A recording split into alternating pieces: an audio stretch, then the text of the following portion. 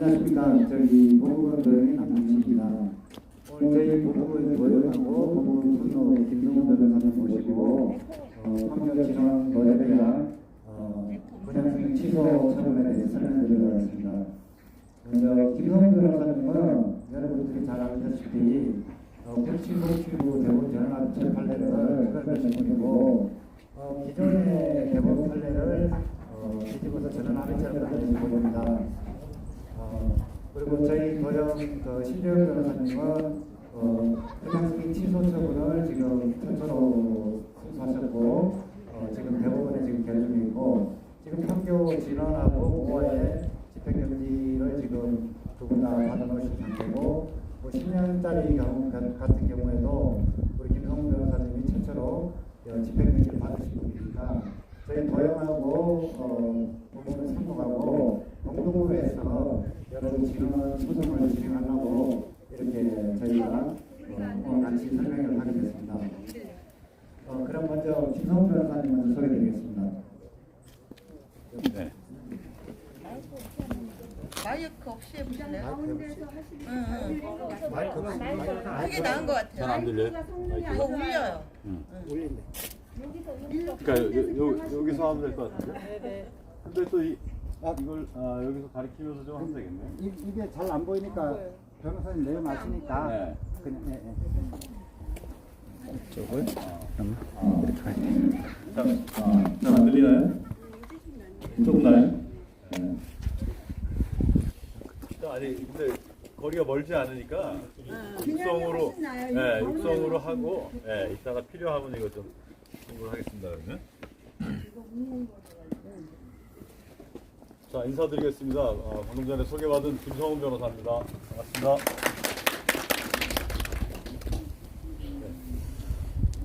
오늘 하여튼 뭐 요즘 뭐 전국이 아니고 뭐 온 세계가 지금 코로나 때문에 여전히 난리인데요.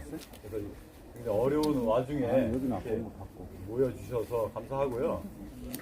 아무튼 좀 실내에서 모여서 좀 이렇게 집중된 분위기에서 해야 좋은 그런 내용인데 뭐 부득이 이렇게 이제 실외에 모이게 됐고 그러다 보니까 지금 여기 뭐 이 빔 프로젝터를 쐈지만 이렇게 또렷하게 보이지는 않는 상태예요. 그래서 좀 하여튼 상황이 조금 열악하다. 하지만 뭐 이 상황에 또 맞게 우리가 오늘 그 모임의 취지를 좀 잘 살릴 수 있는 방향으로 이렇게 좀 해보도록 하겠습니다. 그래서 부득이 좀 이 내용이 잘 보이면 이거 중심으로 이렇게 넘겨가면서 설명을 드릴 텐데 보시다시피 이렇게 썩 잘 보이진 않아요. 그래서 뭐 내용은 이미 저희가 다 숙지하고 있는 내용이고 하니까 최대한 전달을 해드릴 때 좀 뭐 상세한 내용을 많이 하면 전달이 좀 어려울 것 같아요. 그죠? 그래서 좀 중요한 내용 중심으로 간략하게 하지만 요점 중심으로 이렇게 설명을 드리고요. 그리고 나서 좀 여러분들 궁금하신 사항들이 많이 있으실 것 같아요. 그래서 질문을 받고 거기에 좀 답변 드리면서 내용을 최대한 보충을 드리는 식으로 그렇게 하도록 하겠습니다. 그렇게 해도 괜찮으시겠죠?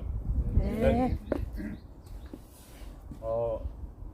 아까 이제 뭐 소개 말씀에서 이제 뭐 9079 대법원 전환합의체 판결 말씀을 해주셨는데 뭐 아무튼 그거는 5년 공공임대에 대한 판결이었긴 하지만 중요한 부분, 그러니까 이 임대 아파트의 정책이 어떠한 방향으로 돼야 되는 거고 거기에 관련한 이 법령을 해석을 할 때는 어떤 기준으로 봐야 하는 거냐 여기에 대한 아주 중요한 기준을 정해준 판결이기 때문에 굉장히 큰 의미가 있었던 판결이다 이렇게 좀 생각을 하고요. 우리 지금 10년의 경우에도 이 판결 전환합의체 판결에서 끌어내야 하는 거기서 밝힌 어떤 기준을 우리에도 똑같이 주장할 수 있는 부분들이 분명히 있습니다. 그래서 그런 것들을 좀 이따가도 말씀을 드리도록 하겠고요. 오늘 내용은 이렇게 하겠습니다. 그러니까 저희 지금 문제를 어떻게 봐야 되느냐 이 부분 간단히 설명드리면서 그러면 앞으로 이 문제를 해결하기 위해서 특히나 이 소송을 통해서 해결하려면은 어떤 방향으로 우리가 가야 하는지, 또 우리는 그래서 어떻게 할 수 있는지에 대해서 여러분들한테 좀 그런 순서로 말씀을 드리도록 하겠습니다. 그래서 제가 지금 서 있는 위치가 어디가 좀 잘 보이시나요?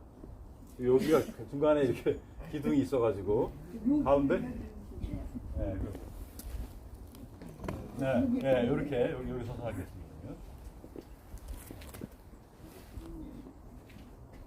자, 지금 문제는 뭐 여러분들도 많이 들어보셨겠지만 문제의 발단은 지금 이제 10년 여기 공공건설 임대주택의 경우에 분양가 산정의 기준이 제대로 안 돼 있다. 거기서 명확하게 기준을 정해줬으면 뭐 이런 문제는 안 생기겠죠. 그죠? 그것이 옳으냐 그르냐 뭐 이 문제는 몰라도 되진 않을 텐데 명확하게 돼 있지가 않아요. 다만 감정평가 금액을 초과할 수 없다. 이렇게만 돼 있단 말이에요. 그 감정평가 금액이라는 게 구체적으로 어떻게 방식을 취해야 되는지 이런 얘기도 없고, 그 다음에 초과할 수 없다는 상한선만 정하고 있잖아요. 그러면 원칙적으로 기준은 어떠한데 아무리 높더라도 이 상한선을 넘어서는 안 된다. 이렇게 돼 있는 것도 아니고 이런 문제를 안고 있습니다. 거기서 이제 발단이 시작이 된 거고, 사실은 예전에 이미 예정이 됐던 문제예요. 이게 갑자기 이제 와서 알게 된 게 아니라 이거는 문제가 있다, 기준이. 나중에 이건 분양 시기가 되면 당연히 큰 문제가 발생한다. 이거 고쳐라, 시정해야 된다. 이 얘기들이 애초부터 얘기가 됐었던 거고. 근데 시정을 안 했어요, 그냥. 그래 놓고 여기 현재 이런 겁니다.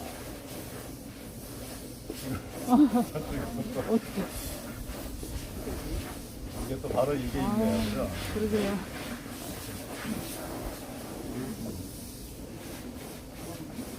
네. 소리라도 좀 없었으면 좋겠는데. 하여튼 제가 최대한 그 큰 목소리로 하도록 하겠습니다. 그것도 저거 이용하시는 분 하지 말라고 할 수가 없어요. 맞아요. 하여튼 최대한 좀 시간을 좀 줄여서 제가 축약해서 말씀을 드리고, 그 다음에 질문을 받아서 조금 더 하는 시간으로 약간 좀 변형해서 하도록 하겠습니다. 하여튼 이제 거기서 문제가 생겼고요.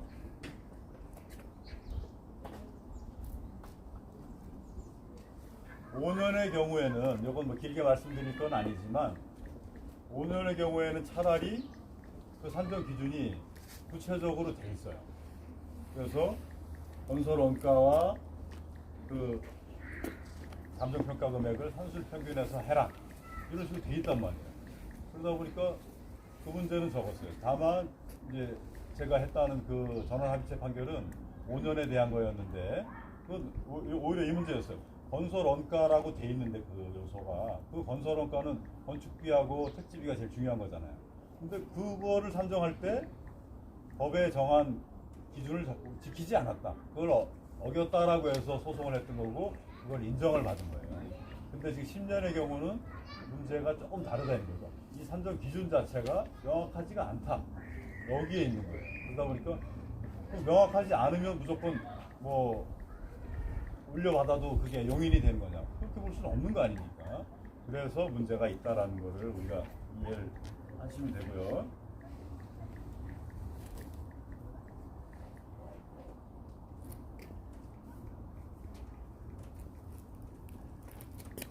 자, 이거 뭐 잠깐 참고하시면서 제 말씀을 들어주시면 되겠습니다. 제일 기본은 그거예요. 아까 제가 전원합의체 판결 말씀드릴 때 거기 중요한 어떤 원칙을 선언했다. 그 원칙이 다른 게 아니에요. 이겁니다. 자, 임대 아파트, 그러니까 공공 임대 아파트라는 건 뭡니까? 국가가 정책적으로 지어서 공급을 하는 거잖아요. 이게 그냥 민간 건설사가 지어서 뭐 가격이 맞으면은 그냥 분양받고, 이게 아니라 정책적으로 공급을 하는 겁니다. 그 취지는 어떤 국민 전체의 어떤 주거 안정, 그 다음에 서민의 어떤 주거 복지, 어떤 내 집 마련, 이런 것들을 제공하기 위해서 하는 거란 말이에요. 그러면 그 취지에 맞게 그 법령이라든지 기준이 정해져야 될 거 아닙니까? 그래서 기본적으로 이거예요. 자, 임차인이 있어요. 그죠? 그 다음에 건설사가 있어요. 그러면 물론 기본적으로는 이 임차인들이 보다 상대적으로 저렴한 가격에 임대로 살 수가 있고, 그 다음에 일정 기간이 지나면 분양을 받아서 내 집을 마련할 수 있는 이 기회를 준다는 거 아닙니까? 그러니까 기본적으로는 임차인을 위한 정책인 게 맞아요. 근데 건설사가 또 있잖아요. 그죠? 임차인만 무조건 위에 달라, 임차인의 이익만 보장해달라 그러면 건설사의 이익이 상대로 줄어들잖아요. 그죠? 양쪽 다 뭐 같은 국민인 건 맞으니까. 그래서 그 전화리치 판결도 양자를 조화를 시켜줘라. 근데 거기서 잘못됐다고 본 건 건설사가의 이익을 더 지나치게 두둔하는 그런 해석이 된 거 아니냐. 지금 잘못된 법 집행이 된 거 아니냐. 이래서 그걸 바꿔준 거란 말이에요. 그게 잘못됐다라고 위법이라고 선언을 해준 거예요. 그러니까 결국은 양자를 조화시켜준 게 중요하다. 근데 지금 우리 10년의 경우에는 그 문제라는 거죠. 조화가 안 되고 있다. 건설사 만약에 지금 한기와 같은 경우는 3년 사이에 가격이, 그러니까 시세라는 부분이 엄청 올랐지 않습니까? 특히 최근 들어서 폭등을 했잖아요. 그럼 이 시세 차익이라는 부분을 누가 가져가게 되느냐? 현재 그 계약서, 현재 그 기준이라고 현재 분양가대로 가게 되면 건설사가 그 시세 차익의 대부분을 가져가게 된다. 임차인에겐 그런 것들이, 그러니까 그 이익이 돌아오는 부분이 거의 없고 손해만 강요를 당한다. 이게 문제라. 그것이 가장 기본적인 문제가 되고요. 전원합의체 판결 주요 내용은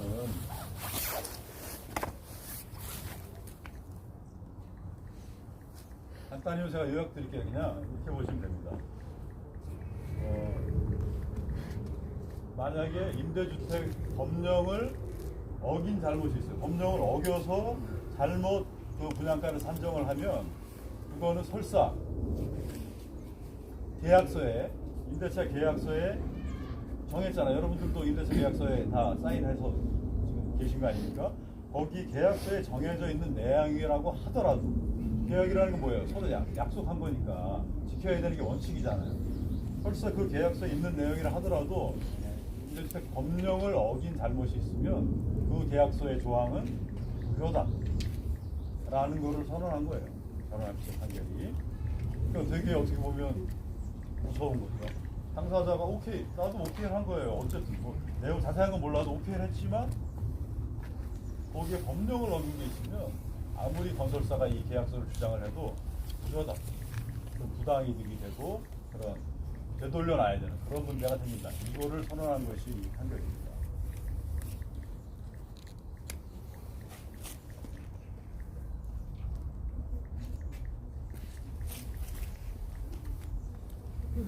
지금 여기 잘 안 보이고 하는데 이따가 그럼 우리가 구체적으로 지금 이런 소송을 앞으로 주장할 수 있는, 우리가 정당하다라고 보는, 우리가 소송에 주장하는 그 분양전환 가격, 그건 어떻게 우리가 얘기할 수 있는지, 그 근거는 어떤 것들이 있는지, 그걸로 했을 때 산출되는 금액이 대충 어느 정도 될 수 있는지, 이 부분은 이따가 우리 남정식 팀장님이 따로 좀 얘기를 해주실 거예요. 저는 기본적인 방향에 대해서 말씀을 드릴 거니까 그렇게 좀 참고해 주시고요. 그 다음에 요거는 이제 관련한 내용이 여러분들에게 또 알고 계셔야 되기 때문에 잠깐 설명드리겠습니다. 우리가 이제 추진하는 소송의 방향이 있잖아요. 거기서 이제 중요 내용이 있단 말이에요. 근데 거기서 헷갈리지 마시라라고 말씀드리는 부분입니다. 이건 뭐냐면 지금 판교 지역에 있어서 이것과 관련한 주장들이 꽤 많이 있고 거기에 대해서 그게 맞는 거 아니야? 이렇게 생각하시는 분들도 있다고 보기 때문에, 근데 뭐 주장이 다를 수는 있죠. 근데 굳이 말씀드린 이유는 그렇게 가면 이게 굉장히 혼선이 빚어지고 뭐랄까 앞으로 이걸 진행하는 데 있어서 여러분들에게 난관이 생긴다. 그렇기 때문에 이거만큼은 분명하게 알고 계셔라라고 해서 말씀드릴게요. 이런 부분이 있단 말이에요. 그러니까 이미 우리가 임대차로서 애초에 입주를 했을 때, 그때 계약 당시에 이미 분양가가 확정이 된 것이 아니냐. 그때 저 공시됐던 주택 가격 그게 10년 후에 분양가가 아니냐. 그걸로 우리는 주장을 하고 그러면 소송에서 이길 수 있다. 이런 어떤 견해, 이런 주장이 있는 걸로 알고 있습니다. 근데 그 부분은 제가 길게 설명을 안 드려도 돼요. 그거는 원천적으로 성립될 수 없는 주장입니다. 그렇게 되면 얼마나 좋아요. 그러면 저희도 당연히 그 소송을 갈 거 아닙니까? 근데 그건 될 수가 없기 때문에 말씀을 드립니다. 왜냐? 요거 한 가지만 말씀드릴게요. 아까 97079 전원합의체 판결 말씀드렸죠. 거기서 큰 원칙을 다 선언하고 이후에 그 법원, 이후에 판사들도 다 그걸 따라서 하고 있다고. 근데 거기서 뭐라 그랬냐면 이렇게 했습니다. 이 임대 아파트의 경우에는 분양 전환이 이루어지기 전에 분양 전환 가격과 같은 그런 법률 관계가 아직 완성되지 않은 것이다. 분양 전환 가격을 포함해서 분양 전환에 관한 법률 관계가 완성되지 않았다. 그러니까 확정되지 않았다. 분양 전환에서 제일 중요한 게 뭐예요? 가격이죠. 분양 전환 가격을 포함한 부분이 확정되지 않았다고 그 전원합의체 판결에서 선언을 했어요. 근데 이 주장은 뭐예요? 이미 확정이 된 거 아닙니까? 10년 전에 이렇게 얘기하는 거예요. 그러면 배치가 돼요, 안 돼요? 전원합의체 판결에 정면으로 배치가 됩니다. 그거를 판사들이 받아주겠어요? 그건 절대 안 되는 얘기예요. 그러니까 판사들이 고민을 오래 하다가 나중에 판결을 내려줄까요? 고민하지 않는 문제가 된다는 거예요. 이거 말하자면 이게 딱 들어왔어요, 법원에. 그러면 고민할 것도 없다. 이거 아니, 전원합의체 판결에서 이미 한 거랑 정면으로 배치가 되는데 뭘 고민해요? 이렇게 되는 겁니다. 그러니까 이거는 말하자면 그렇게 가면 너무 우스워져 버린 거예요. 이 주민들은 너무 절박한 마음으로 모여서 막 그렇게 갔는데 그렇게 돼버리면 이게 뭐냐고. 그러기 때문에 말씀드립니다. 뭐 견해가 다르니까 그렇게 할 수도 있죠. 뭐 그렇게 인정할 수도 있지만 그런 거에 많은 주민들이 다 갔다가 그렇게 황당한 상황이 돼버리면 그거는 문제다라고 해서 꼭 말씀을 드리는 겁니다. 그래서 물론 판결은 뭐 이게 주장이 좀 안 되는 것 같아. 그런다고 해서 들어오자마자 뭐 한 달 만에 아니면 보름 만에 판결 끝내주는 건 아니에요. 몇 달이 끌어요. 한 1년 가까이 끌어요. 그래서 결론은 나지만 뭐예요? 판사들은 이미 소송 들어오자마자 한두 달 만에 결론을 냈다는 거예요. 문제는 그거라는 거예요. 그래서 이 말씀은 꼭 드립니다.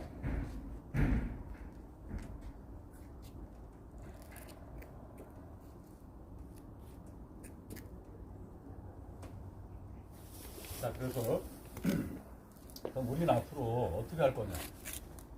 소송을 한다라고 했을 때 어떤 소송을 할 거며 거기서 주된 주장으로 뭘 해갈 거냐? 이걸 당연히 궁금해 하실 거 아닙니까? 그죠? 그래서 뭐 전문적인 내용은 빼고 여러분들 이해하실 수 있는 내용으로 설명을 드리면요. 첫째는 이겁니다. 자, 어떻게 돼 있어요? 아까 감정평가 금액을 초과할 수 없다. 법령에 이렇게 돼 있고 여러분들의 그 임대차 계약서 사인하셨던 거기에도 감정평가 금액을 한다고 돼 있고 입주자 모집 공고안에도 그걸 연결시켜보면 결론은 그거예요. 그죠? 감정평가 금액으로 한다. 자, 이랬을 때 이건 틀린 거야 라고 쉽게 날려버릴 수 있으면은 뭐 하면 되죠.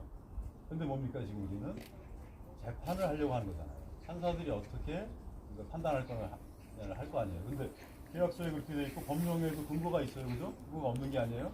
그렇게 되는 걸 쉽게 날려버릴 수 있어요. 우린 날려버릴 수 있다 그래도 판사들이 그래? 그럼 이거 없는 걸로 할게. 이건 안 되는 거예요. 그죠? 그러다 보니까 그럼 최대한 일단 뭐 해야 돼요? 감정평가 금액으로 돼 있는데 지금 그 감정평가 금액이라는 부분이 제대로 산정이 된 거냐 거기에 대한 거를 주장해야 된다. 당연하겠죠. 그죠? 그래야 판사들도 관심을 가질 거 아닙니까? 그래서 이게 한 가지가 있는 거고 계속 위에로 아 이게 맞네.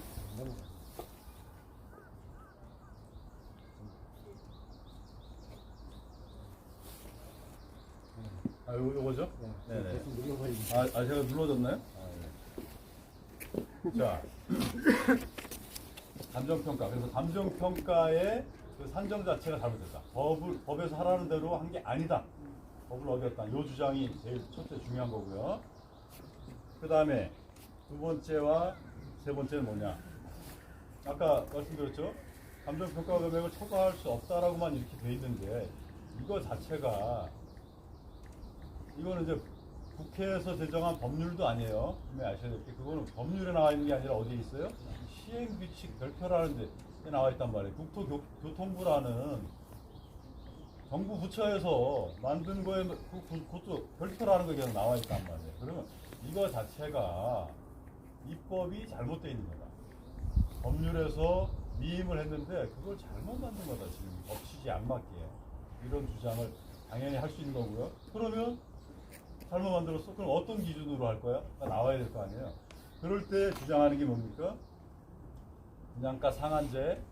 그게 직접 분양가 상한제를 적용해라 이렇게 되어 있지는 않지만 법률의 해석상 가능할 수 있는 부분이에요. 그거는 제가 자세하게 들어가 봤을 때 그러니까 그런 걸 유추 적용이라고 그래요. 우리 법에 직접 분양가 상한제를 하라 이렇게 되어 있지는 않아요. 하지만 그 취지와 체계를 연결해 봤을 때는 그러한 적용이 가능하다. 이게 유추 적용이라 하는데 분양가 상한제를 우리 사안에도 적용할 수 있다. 이 주장도 해야 됩니다. 그 두 번째고, 그다음 세 번째는 이것도 이제 유추 적용 문제예요. 그러니까 첫째는 아까 감정 평가라 그랬고 두 번째, 세 번째는 유추 적용 문제인데 기준을 5년 공공임대 있지 않습니까? 아까 말씀드렸죠. 건설원가와 감정 평가 금액을 한술 평균해서 해라. 그건 차라리 합리적인 어떤 이유가 있는 기준이다. 근데 그것조차 안 하고 있잖아요. 10년에는. 근데 10년과 5년을 다르게 차별적으로 이렇게 적용해야 될 합리적인 이유가 없다. 제가 볼 때 분명히 그렇거든요. 따라서 5년의 기준을 우리 10년에도 마찬가지로 적용할 수 있다. 그럼 이게 재판으로 가능한 거냐? 가능합니다.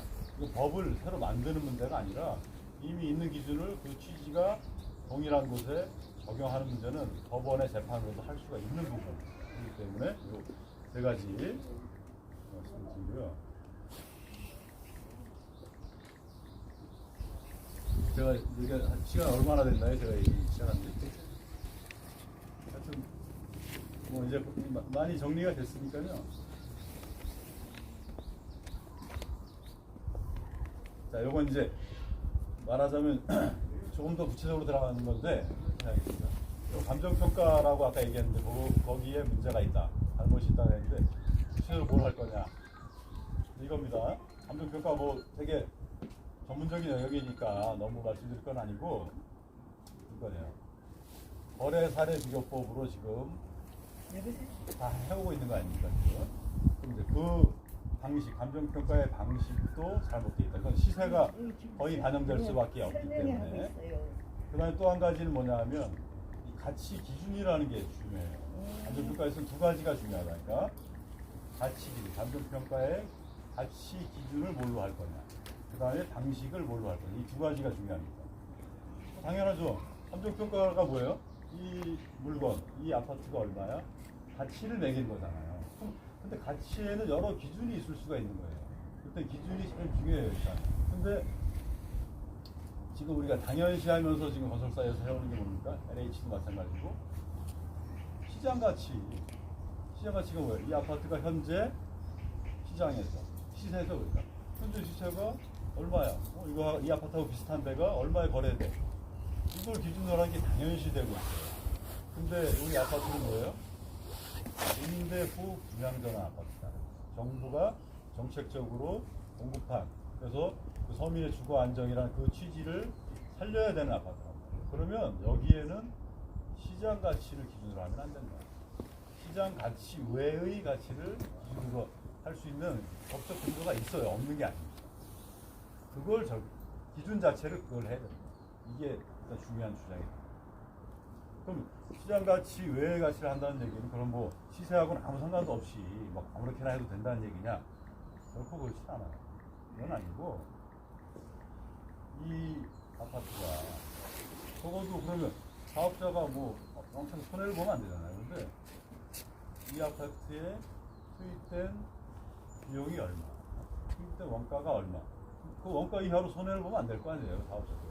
그랬을 때 그렇진 않은 선에서 양자를 조화할 수 있는 그런 가치 기준이 있단 말이죠. 그래서 그 시장 가치 외의 가치 기준을 해야 되고, 그다음에 방식도 그 연결된 문제예요. 그래서 거래 사례 비교법이라는 방식으로 할 것이 아니라 원가법이라는 방식으로 해야 됩니다. 이렇게 그 주장이 충분히 저는 재판부의 설득력을 가질 수 있고 그렇게 판단할 수 있는 근거가 있다라고 봅니다. 그 주장이 되는 거고요. 그 다음에 이제 아까 말씀드렸던 두 가지 있었죠. 분양가 상한제와 그 다음에 5년 공공임대의 그 그냥 주장하는 산정 기준, 분양가 산정 기준 이 부분에 대한 것도 그러니까 이게 어떻게 보면 다 연결이 돼 있는 거예요. 보세요. 한번 같이 생각해 보죠. 지금 시세 얼마야? 그러니까 그걸 분양하면 될 거 아니야. 근데 이거는 시장 가치를 기준으로 한 그 논리를 가요. 그죠? 하지만 이 아파트는 서민의 주거 안정을 위해서 한 거기 때문에 투입된 비용을 기준으로 해서 양자가 조화될 수 있는 그러한 지점을 찾는다라고 하면 그것이 바로 분양가 상한제도 그거 아닙니까? 그게 시장 원리로 따지면은 맞는 얘기예요? 안 맞죠? 아니 건설사가 지어가지고 이렇게 물건을 판다는데 값을 정해서 비싸면 안 사면 되는 거고 적당하다고 생각하면 사면 되는 거지 왜 국가가 개입을 해요? 그래서 상한선을 왜 지어요? 시장 원리 안 맞는 거예요. 그건 당연한 거 아닙니까? 자본주의 원리 안 맞죠. 근데 엄연히 분양가 상한제라는 게 우리나라 시행하고 있고 최근에 어때요? 국토교통부 장관이 분양가 상한제 지역을 더 확대하겠다. 그렇게 하고 있는 거 아닙니까? 그게 시장 원리가 아니에요. 시장 가치가 아니라 그게 바로. 그 다음에 아까 얘기했죠. 건설원가와 감정평가 금액을 산술평균 뚝 잘라서 평균을 낸다. 이것도 시장 원리에 안 맞는 거예요. 국가가 왜 그런 식으로 하라고 그래요? 왜 원가를 거기서 하라고 그래요? 시장 원리에 안 맞는 거예요. 그것이 바로 다 같은 맥락이라는 게 바로 서민의 주거 안정이라는 그 매집 마련이라는 임대아파트의 취지를 살리기 위해서는 그 기준이 정당하다고 했기 때문에 그렇게 간 거고 법에도 정한 거란 말이에요. 그거를 바로 우리 아파트에도 적용해야 된다. 이 논리가 자꾸 또 가는 거겠죠. 예. 집어넣어야 됩니다. 이 논리가 법원에 의해서 재판부에서 안 받아들여질까요? 받아들여질 수 있는 우리가 이상한 거를 막 말도 안 되는 억지를 끌어들여서 우리 적용시켜주세요. 이렇게 얘기하는 게 아니라고 하죠. 그 말씀을 꼭 드리시고요. 거의 뭐 제 얘기는 이제 마무리할 때가 된 것 같습니다. 이 부분도 이제 한 가지만 덧붙이면 이 문제도 해야 된다는 거예요. 뭐냐? 아까 그 시행규칙 별표에 감정평가금을 초과할 수 없다. 이렇게 무성의하게 딸랑 이렇게 해놓고 그것만을 강변하는 이거는 그 자체가 헌법에도 위반이 되고 상위 법률에도 위반이 되는 것이다. 우리나라는 최고 상위법이 헌법이라고 있잖아요. 그죠? 그거에서 모든 법률이 거기에 맞게 제정이 돼야 되고 적용이 돼야 되는데 헌법 자체에 위반하는 것이고 어떤 국민의 재산권이라든지 평등권 이런 걸 침해하는 거다. 법률에도 위반이 되는 거죠. 이 주장도 같이 할 겁니다. 그래서 법원이 이 부분도 심사해 주십시오. 라고 그렇게 할 것입니다. 그래서 이제 여기에 뭐 결론에 해당하는 부분인데요. 여기 같이 보시면 우리가 그럼 어떤 소송을 할 것이냐. 분양전환 승인 처분이 있었어요. 여러분들 단지에. 2월 14일 날 있었던 걸로 아는데 맞나요? 맞죠? 네. 그래가지고 분양전환 승인 처분이라는 건 뭐냐면 성남시장을 감독기관으로 둔 거예요. 이 법에서 지자체장 해당 지자체장이 이 분양전환이라는 게 사업자 마음대로 되면 안 되잖아요. 그렇기 때문에 감독기관을 둔 거예요. 이것도 시장 원리에 안 맞는 거죠. 사업자 알아서 살면 되는 건데 감독기관을 뒀다는 게 시장 원리에 안 맞는 거예요. 그만큼 이게 똑같은 맥락이라는 거예요. 그래서 감독을 해서 이 부분이 제대로 됐으면 승인을 해줘라. 이렇게 된 거예요. 그래서 승인 처분을 제대로 됐다고 보고 한 거예요. 하지만 우리는 거기에 잘못이 있다. 그 승인 처분이라는 자체가 위법하다. 법을 어겼다. 라고 해서 할 수 있는 게 뭐냐. 행정소송입니다. 그 분양전환 승인 처분 이것이 위법하다. 그래서 그 처분을 취소시켜달라. 취소소송이라고 하고 넓게는 행정소송이라고 합니다.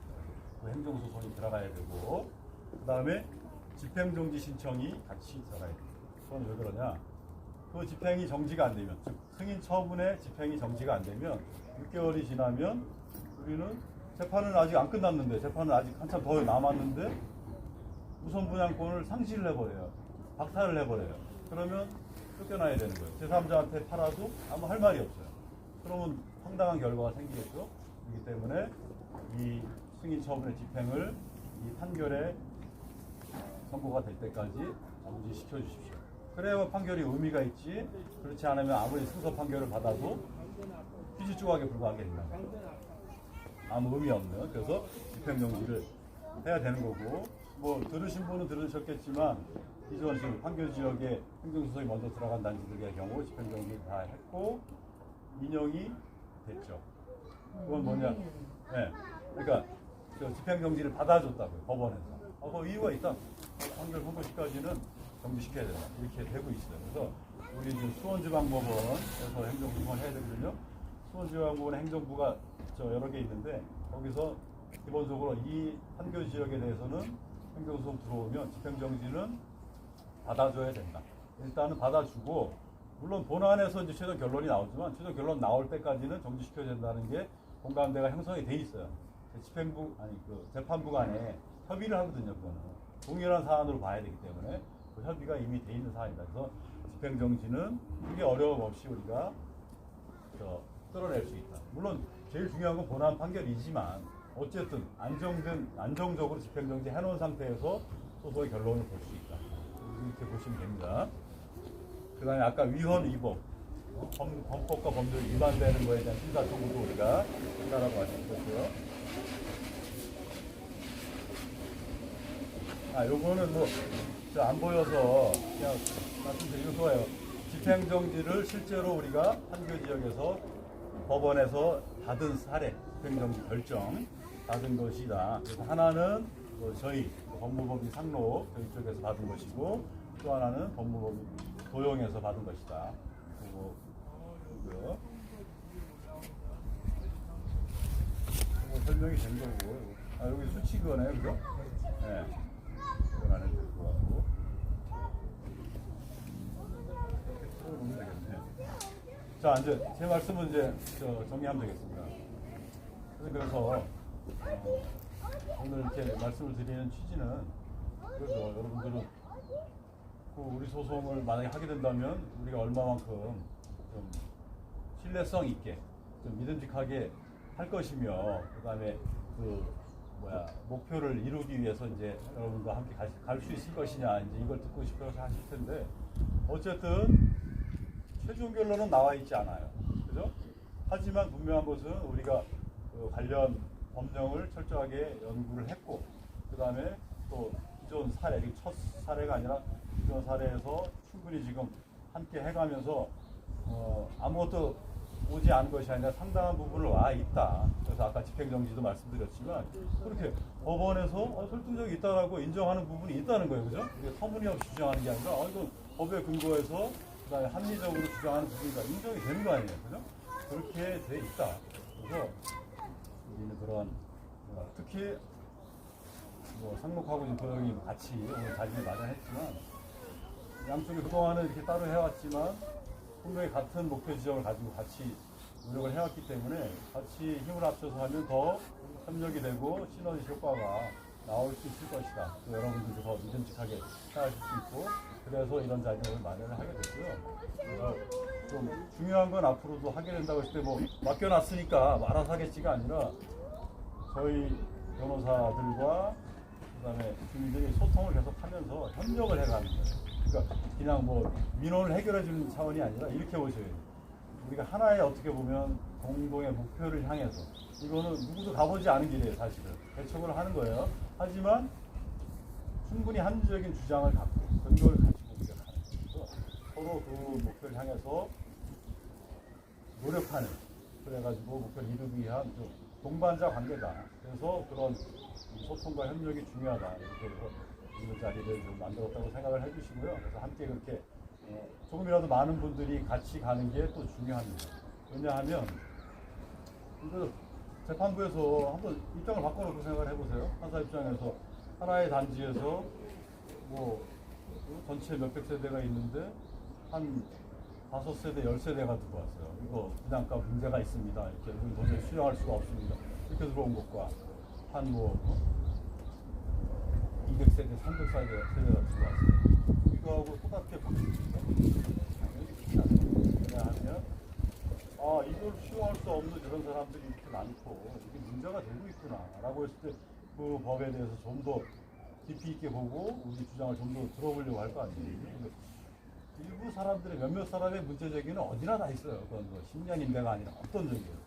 그런 정도네. 이렇게 받아들인 것과는 질적으로 다른 거예요. 그건 제가 많은 관련 소송을 경험을 해봐서 더 느끼는 거기 때문에 좀 더 우리가 좋은 결과를 얻기 위해서 간다면 많은 분들이 합심해서 같이 가는 것이 또 중요하다 이런 말씀을 드리면서 하여튼 여러분들의 좀 추가적인 질문 받아서 나머지는 좀 답변을 해드리는 것으로 이렇게 하도록 하겠습니다. 저 말씀을 드리겠습니다. 감사합니다.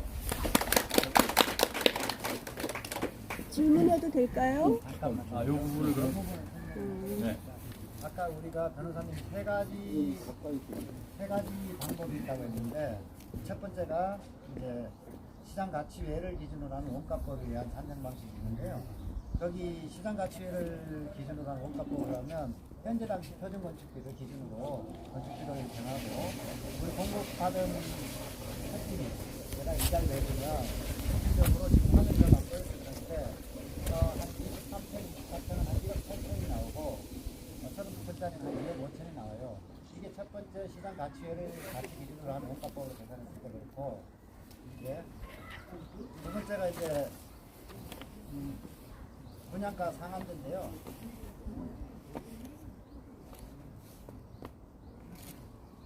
분양가 상한제 방식으로 하면 기본형 주택 건축비를 기본형 주택 건축비를 기준으로 해야 돼요. 그러면 지금 현재 주택 한 40만 원 정도 되는데 평당 그거로 했을 때는 이제 24평 5평이 한 2억 5천이 나오고 32평이 한 3억 5천이 나와요. 그거를 정상적으로 계산을 하니까. 그 이제 세 번째가 5년 저희가 이렇게 했을 때 지금 한 32평이 한 7억 5천 정도 분양가로 알고 있는데 그러면 저희가 한 4억이나 뭐 분양가 상한제로 해도 한 4억 정도 이익을 보는 거잖아요. 그러면은 재판부도 이거는 그러면 건설사보다 임차인들이 훨씬 더 많은 이익을 본다서 이런 부분도 좀 고려를 할 겁니다. 근데 5년짜리 네? 우리 민영은 3년 동안 우리가 계약금부터 제가 이거는 요 했는데도 그렇게 말하는 네. 사람이 있을까요? 아니 그러니까 이게 이제 5년짜리 방식으로 계산했을 때는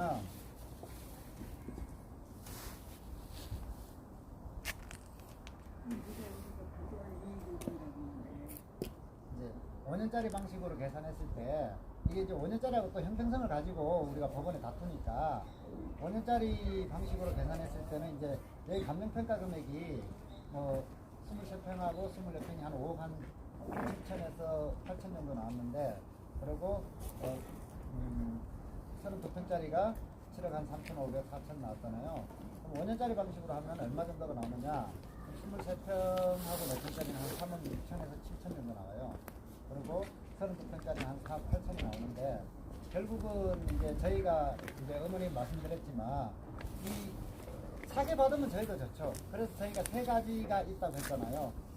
시장 가치회 기준을 내는 원가법으로 하면 1억 8천 정도에서 2억 5천이고 그 다음에 분양가 상한제로 하면 한 3억 한 6천 정도가 맞는데 결국 재판부가 이 형평성이 있을 거 아니에요. 아까 5년짜리하고 형평성을 원했으니까 그럼 사게 받으면 누구든지 사게 받으려고 하는데 우리가 그러면은 기본적으로 모 교수님이 얘기하듯이 우리 처음에 입주할 때 주택가격이 정해졌지 않냐? 우리도 그걸 주장해야죠. 그러면 재판부가 판단했을 때 아까 우리 변호사님 얘기했지만 그게 사실은 이건 완전히 배치되는 것이라 이거는 솔직한 말로 판결을 재판은 뭐 한 1년 정도 하겠지만 판결은 이미 정해져 놓고 한다는 거예요. 저희가 이 부분에 대해서는 어떤 방법이 좋다는 일단 논의로 하고 이것을 지금 현재 이 법을 규칙을 우리가 먼저 취소시키는 거예요. 이 분양전환승인 취소시키면서 여기에 대해서 저희가 법원에다가 청구를 하는 거예요. 대법원에서 위헌명령 규칙 처분의 심사를 구해서 이것이 잘못됐다고 판단되면 새로운 분양가 산정 방법을 정해라고 나올 거예요. 그때 정하는 것이 이제 국토교통부에서 정하는데 그때 우리가 뭐 국회의원들이라든가 이렇게 해서 입법 논의를 해서 우리한테 가장 좋은 방법으로 이 시행규칙을 정할 수 있는 저것이지 지금 여기서 우리가 아 법이 이게 맞아 아니야 이건 안 돼요. 그냥 이렇게 세 가지 방법이 있는데 법원을 저희가 설득시켜야 되잖아요. 우리 주장만 하는 게 아니라 법원을 설득시켜서 법원이 아 이 주장이 일리가 있다고 했을 때 거기 받아들이는 것이지 우리가 뭐 이게 맞아 우리 처음에 최초 입주자 모집 당시 주택가격이 맞으니까 이게 분양 가격이다 이렇게는 주장을 할 수는 없다는 거예요. 일단 이 법 자체가 잘못돼서 이 분양가 산정이 잘못됐으니까 이 법이 잘못된 부분을 먼저 잘못됐으니까 이 분양 전환 승인을 취소해달라 이걸 먼저 보여놓고 이제 새로운 가격을 정해야 되는 거죠. 방식을 산정 방식을. 근데 제가 말씀드리고 싶은 거는요. 우리 저기 서평교회 민영인재 사계단지는 계약금부터 3년 동안 우리 돈으로 지었습니다. 아, 그건 제가 알아요. 여기가 내 돈으로 지은 집에 내가 월세 임대보증금이 낸 거예요. 최초 입자 모집 당시에 90% 가까이 있는 거 알아요. 자기 자본은 10%밖에 안 들어갔고. 자기 자본이 5억이었어요. 한 채당 2천만 원씩밖에 안 들어갔어요. 5억이었어요. 건설업체가. 그러니까 자기 자본이 10%. 그러니까 돈 없고 안 우리 돈을 됐어요. 다 지었어요. 그러니까 알아요. 초기 자기 자본이 5억이었어요. 2억. 아니, 보증금 아니, 2억 냈어요. 아니 질의응답 시간은 좀 이따 갖는다고 말씀드렸으니까요. 얘기를 먼저 좀 잠깐 들으시고 그 다음에 하면 될 아니 것 같아요. 그러고 그거 우리 옆에 그 아파트 뭐야? 일반 배우. 분양하고 똑같은 무슨 자본이에요. 34평 얘기를 하시고. 33평이 네. 3억 4천이었어. 맞아요. 우리 사이가 받았어요 그거. 저희가 그거 다 예, 알아요. 예, 어? 그런데 왜 우리를 이렇게 바가지를 다 쓰냐고요. 지금 그 저기 이분이 저기 건설사분 아니세요? 저기 거기 안 사고 딴 데 가서 사는지 계획을 해가지고 5년짜리 한다 그래가지고 거기가요 개판부 아니에요? 가만히 있어요. 법에서 얘기할 아니 그게 좀 아저씨 여기 다 아시고 계세요. 네. 저희도 이 아파트 최초 입자 모집 당시 주택 가격이 뭐 2억 한 5천 정도 되는 거 알아요. 32평이. 그다음 1억 7천 8천 정도 되는지 아는데 이때 저희가 이때 지금 앞전에 그 우리가 약간 무효 확인 소송 그 LH에서 했잖아요. 거기 보면 분명히 그런 부분이 나와요. 나오고 했기 때문에 이제 이 사람들은 지금 뭐냐 건설사나 승낙지는 감정평가 금액을 초과하지 말라 했으니까 그 안에서 우리는 분양가를 정했다는 거예요. 그러면 지금 우리는 너무 억울하니까 이 소송을 구하는 거죠. 그 취소를 구해야만이 이게 잘못됐다고 취소를 받아야 새로운 분양 가격을 산정을 받든지 어머니가 말씀하듯이 뭐 최초 입자 모집 당시 주택 가격이 맞는지 아니면 원가법이랑 감정평가가 맞는지 분양가 상한제가 맞는지 뭔가의 하나의 산정 방법을 정할 거 아니에요. 지금 이것은 우리가 여기 얼마를 받겠다가 아니고 이걸 취소시켜 놓고 분양가 산정 방식을 새로운 방법으로 정하자라고 이 소송을 하는 거예요. 일단 취소시켜 놓고 이게 취소가 돼야 저거 되는 것이지 이게 취소 안 되면 안 되는 거죠. 그리고 이제 어머니 이제 제가 말씀드리고 이제 질문은 우리 변호사님들이 상세히 하실 거니까요. 그리고 저희가 이 소송을 제가 공동으로 선임하는 것은 왜냐하면 아까 우리 변호사님 말씀 공통의적으로 가는데 여러 군데서 갈라서 가봐야 의견만 되면 우리가 부영 이제 10년짜리 말고 5년짜리가 전국에 한 180개 소송을 하고 있어요. 처음에는 변호사님들이 한 10몇 군데가 자기 주장만 쭉 다 했어요. 그러다 보니까 재판부가 이게 뭐지? 여기서는 이 주장하는데 여기서 또 이 주장하네? 그럼 재판부가 헷갈려버려요. 그래서 저희가 지금은 한 12개 로펌들을 공통적으로 다 해서 한꺼번에 자 우리가 이런 주장하니까 이렇게 갑시다 해서 공통적인 주장을 해서 주장을 몰아가고 있어요. 그래서 지금 좋은 결과가 나오고 있어요. 그래서 저희도 김성훈 변호사님하고 같은 결을 하니까 이렇게 같이 해서 좀 더 나은 방향으로 가려고 이렇게 같이 하는 거고 그래서 여러분들한테 이렇게 설명드린 거고 뭐 혼자서 속불정부처럼 나 혼자 주장하면 안 돼요.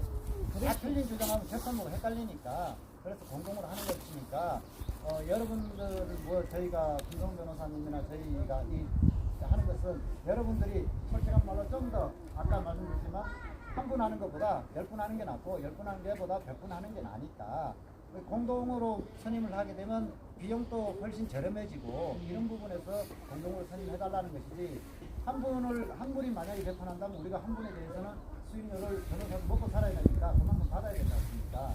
그렇지만 이게 여러분이 많이 합쳐지면 우리가 좀 더 수익료를 쫓겨내고 이렇게 할 수 있고 법리적으로도 또 정상적으로 더 다툴 수 있으니까 그렇게 해서 저희가 같이 공동으로 진행하는 거예요.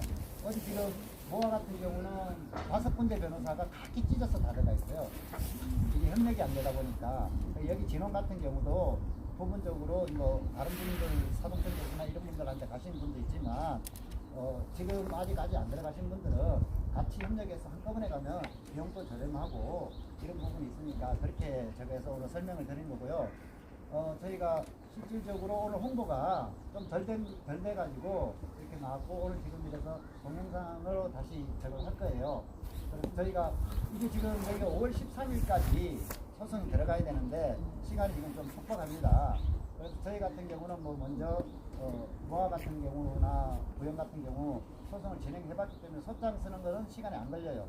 대신 서류 접수나 이런 거 받는데 시간이 걸리니까 여기에 대해서 이제 저희가 제가 제 명함을 드렸을 거예요 아마.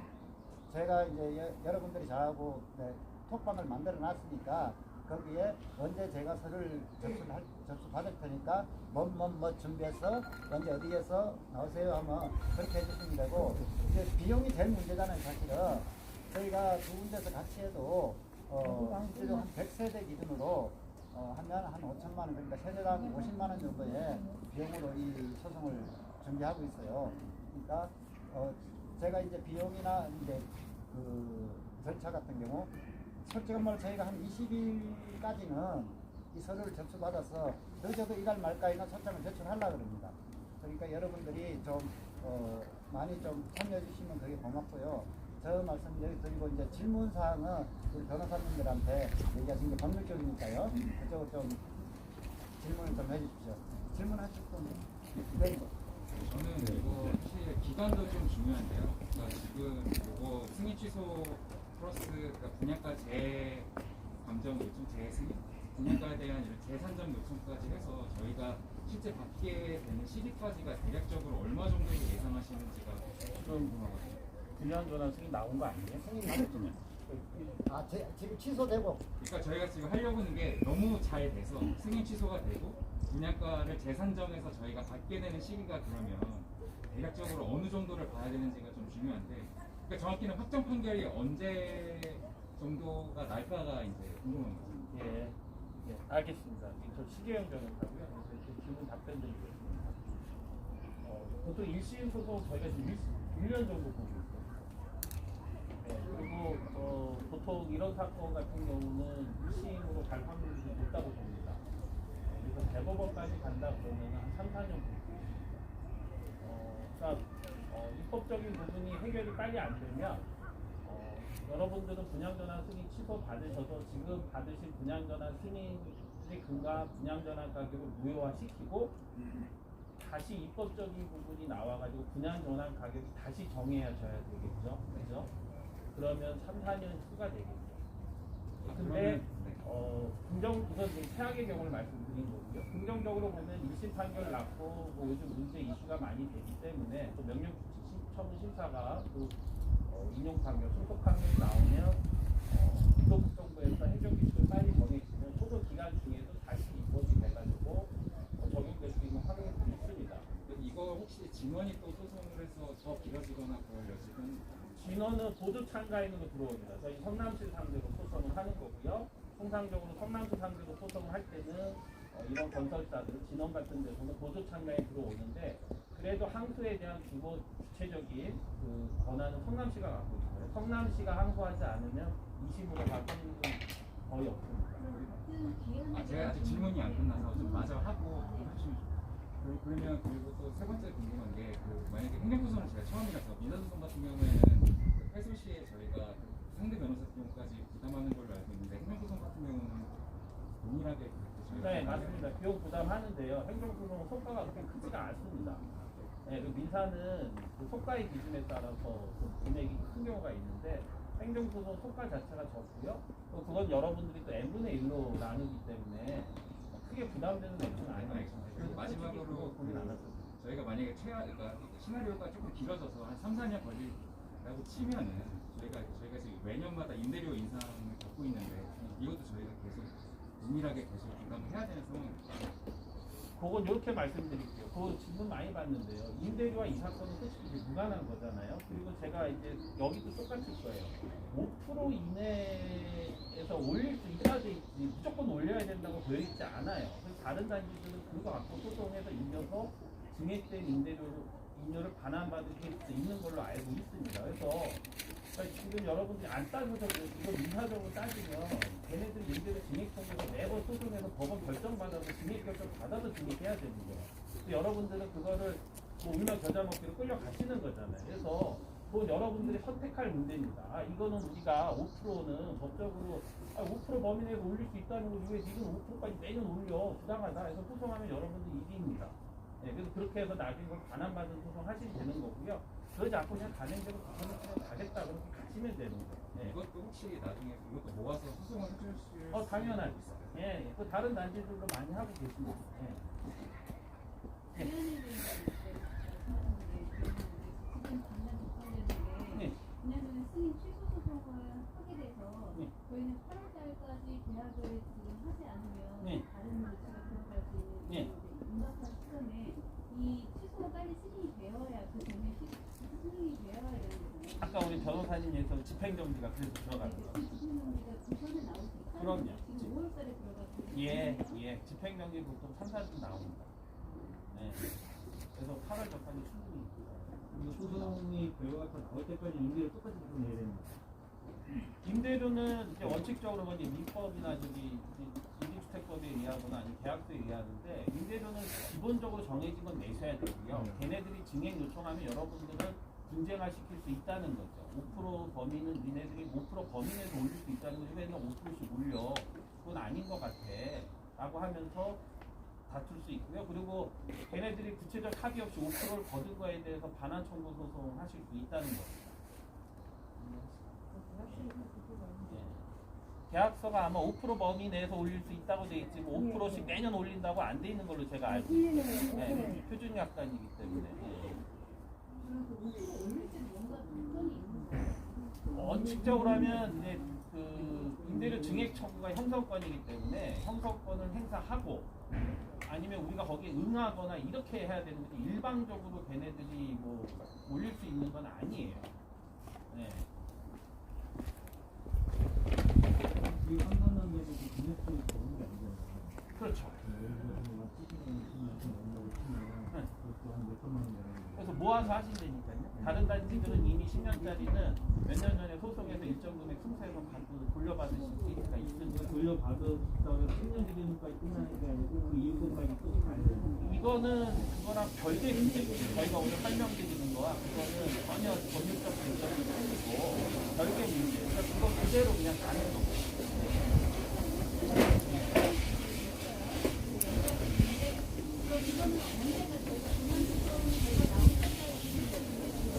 그러니까 또 구체적으로 말씀드리면 23개월 선고시까지 집행정지를 저희가 항상 그렇게 나올 거고요. 그래서 항소 들어가면 집행정지 또 들어갈 겁니다. 네, 그래서 1심에 저희가 이기면 또 항소심 당연히 받아주겠죠. 만약에 뭐 최악의 경우 우리가 1심에 졌다.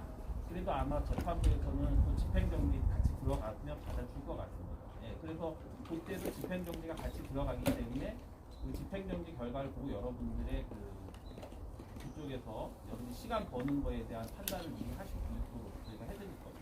이 소송의 결과는 저분이 소송한 사람들에 대해서만 적용이 되나 아니면 다른 계약자까지 다 가능한가요? 지금 집행정지는 소송이 들어간 분 상대로만 저희가 청구를 하고 있습니다. 왜냐하면 500세대인데 500세대가 다 안 받겠습니다. 그런 문제가 없겠죠. 그죠? 근데 300분은 받고 200분은 못 받아 그러면 저희가 집행정지 다 들어가면 300분은 받고 싶은데 못 받잖아요. 그래서 저희가 들어가신 이의를 제기하신 분만 집행정지 신청을 하고요. 나머지 분들은 원하는 대로 그냥 받으실 수 있도록 하고 그래야 법원에서 집행정지를 받아줄 확률이 높아서 또 그렇게 하고 있습니다.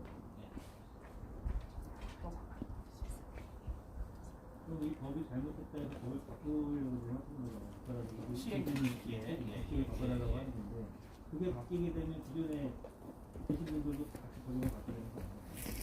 이미 그게 아까 제가 이제 말씀드리는데요. 규칙이 바뀌었는데 그게 보통 법이라는 거는 과거에 적용되는 게 아니라 소급입법 금지라고 많이 들어보셨죠.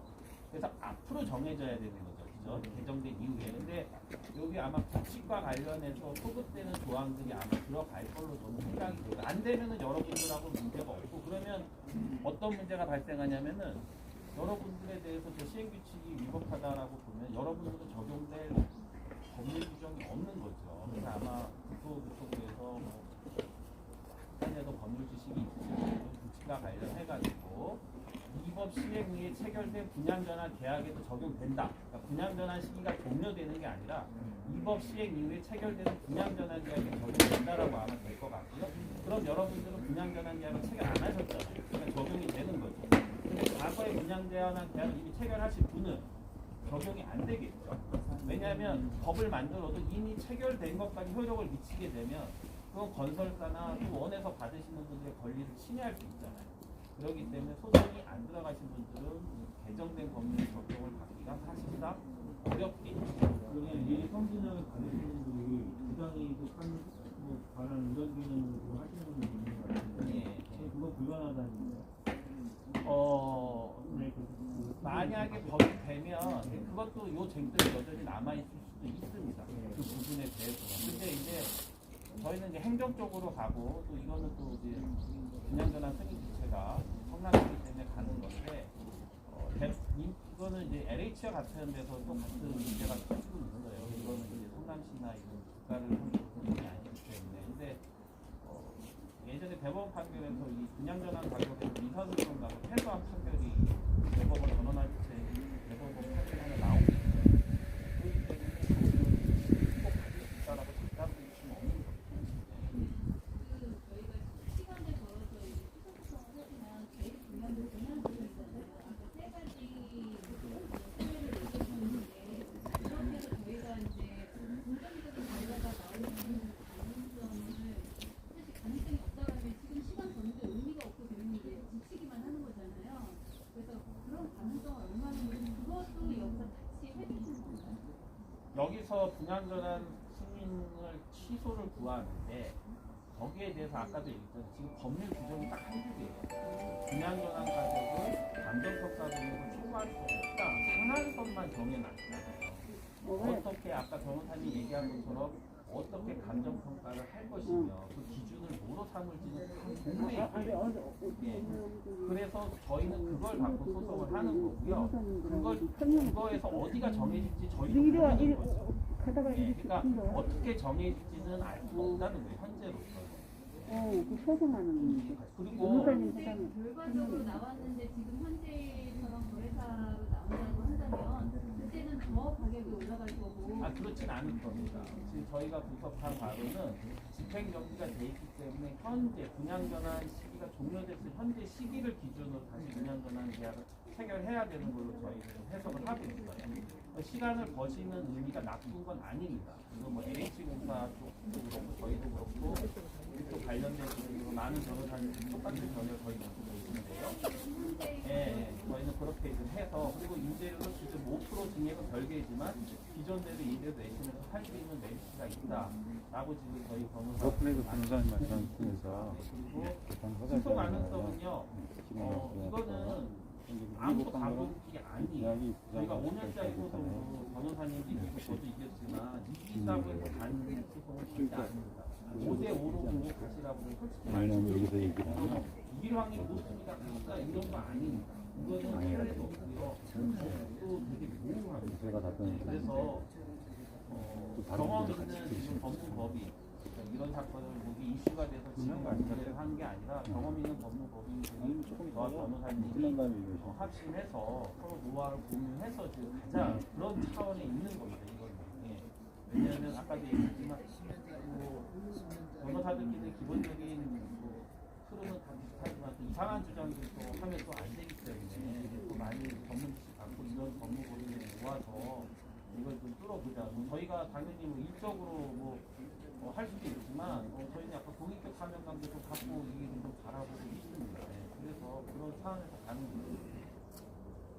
그리고 일단은 3선이 지났어도 기금 감정가로 나온 그 금액 이상은 안 나오는 저희는 그렇게 해석하고 있습니다. 네. 왜냐하면 지금 분양전환 승인 절차가 취소시켜 놓은 거예요. 정지시켜 놓은 거잖아요. 패소되면 정지가 풀리잖아요. 그럼 지금 분양전환 승인 가격이 유효한 거예요. 여전히. 그거대로 우리 분양전환을 받으면 되는 겁니다. 저희가 좀 무턱대고 그렇게 받을 수 있다는 게 아니라 그런 법률적 해석을 이 파트에 깔고 말씀드리는 겁니다.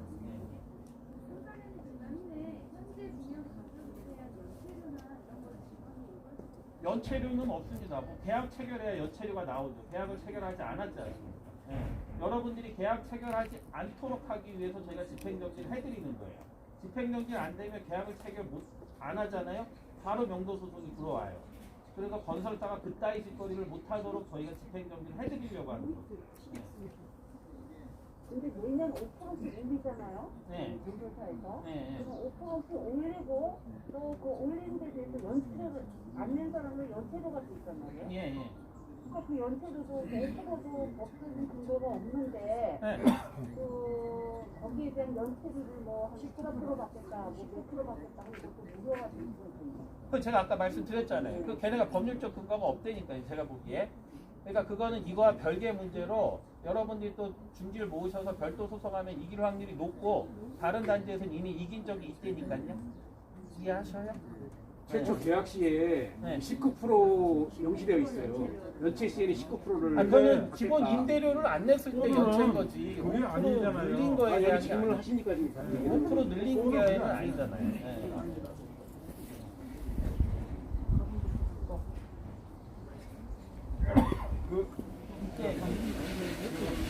비로랑 우리하고 간단하게 이야기잖아요. 예. 앞으로 이제 변호사님이 미법한 거는 계약이 무효가 될 수 있다 그랬잖아요. 예. 그런데 사실 우리는 그 도장을 찍었잖아요. 예. 잘못 있잖아요, 그게. 아, 처음에 우리가 모집 공고는 임대계약? 예. 근데 그게 사실 우리 밥과 어린 사이에서 예. 어리니까 안 찍으면 입질 못 하잖아요. 여러분들은 아직 부당한 계약이 안 들어가요. 여러분들 아직 분양전환 계약을 체결하시질 않으셨어요.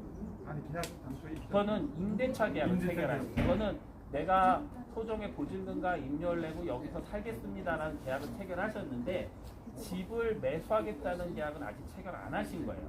그래서 그 임대차 계약이 지금 계약, 분양전환 계약에 적용되거나 그런 건 아닙니다. 분양전환 승인이 나오면요, 여러분들이 별 문제가 없다면 다시 건설사에서 가서 별도로 똑같은 계약을 다시 체결합니다. 그런데 저희는 그 단계까지 가기 전에 이걸 막으려고 하는 거예요. 그 인사적으로 계약을 체결하면 지금 말씀하신 것처럼 여러 가지 또 법률적 문제가 파생이 되거든요. 그러니까 그 전 단계에서 여러분들이 건설사가 여러분들한테 그 분양전환 계약서를 들이밀지 못하도록 하려고 하는 거죠. 걔네들은 그걸 들이밀 수 있게 되면은 너희 계약 체결 안 해? 6개월 지나면은 그럼 분양전환 의사가 없어서 그냥 전환권이 상실되기 때문에 나가. 이렇게 보통 흐름이 그렇게 흘러갑니다. 네. 되게 스트레스 많이 받으시죠. 그 전에 걔네가 그런 걸 내밀 수 있는 권리를 발생을 안 시키려고 하는 거예요, 저희가. 좀 쉽게 풀어드려도 이해하시나요? 현재 진호는요, 계약서를 쓴 다음에 파격서라는 걸 또 받아요. 분양전환 승인에 대한 집행정지가 나오면요, 걔네가 계약서를 내밀 수가 없어요. 성남시장이 분양전환 승인을 해줬기 때문에 얘네가 계약서를 내미는 거잖아요. 근데 우리 그 분양전환 승인에 의한 분양정차를 중지하라는 판결을 받을 겁니다. 그럼 걔네가 계약서를 내밀 수 있겠어요? 없겠어요? 없겠죠. 예. 그리고 요 절차를 중단시켜 놓고, 자, 분양 승인 나왔어. 근데 이거 위법한 것 같아요. 그러니까 이거 좀 정지시켜 놓고 위법한 거 여부를 구체적으로 따지시다. 이런 겁니다. 공식적으로. 성남시도 중단, 건설사도 중단, 우리가 법원에서 이거를 판결 받을 때까지 다 중단. 판결 받고 뭐 우리가 지면 어쩔 수 없이 계약을 유지를 해야 되고 이기면 문제 있잖아. 그럼 다시 이렇게 되는 겁니다. 쉽게 설명드리면. 이해하시나요?